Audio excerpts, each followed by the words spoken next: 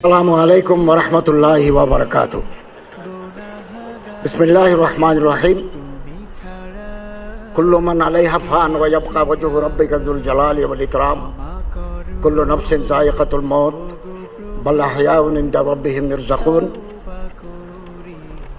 সম্মানিত মুসল্লিবৃন্দ, সম্মানিত সংগ্রামী জনতা, আজকে আমরা জুলাই বিপ্লবের সম্মুখ সারির যোদ্ধা বীর শহীদ শরীফ ওসমান হাদির নামাজে জানাজা আদায়ের জন্য সমবেত হয়েছি।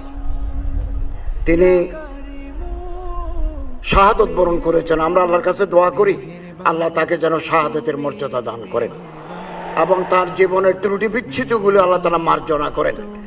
আল্লাহ তার কবরকে জান্নাতুল ফেরদাউসের টুকরা বানিয়ে দেন এবং তিনি যে স্বপ্ন দেখেছিলেন আধিপত্যবাদ বিরোধী একটা ইনসাফ ভিত্তিক সমাজ যে প্রতিষ্ঠা করার স্বপ্ন দেখেছিলেন তার পূর্ণতা দেওয়ার জন্য দেশবাসীকে আপনি তৌফিক দান করুন।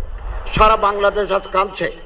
ধর্ম মন্ত্রণালয়ের নির্দেশনায় বাংলাদেশের গ্রামে গঞ্জে শহরে বন্দরে সব মসজিদে আমাদের ভাই জনাব শরীফ ওসমান হাদির জন্য দোয়া, খতমে কোরআন, জিকির আজকার সম্পন্ন হয়েছে। আমি তার জীবন বৃত্তান্ত পাঠ করছি।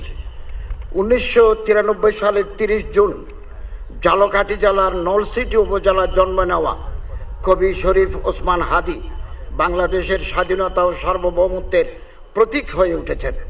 তার ক্ষুরদার যুক্তি, দেশপ্রেম, মানবিক মূল্যবোধ, দৃঢ়তা দিয়ে তিনি দেশকে ভালোবেসেছেন।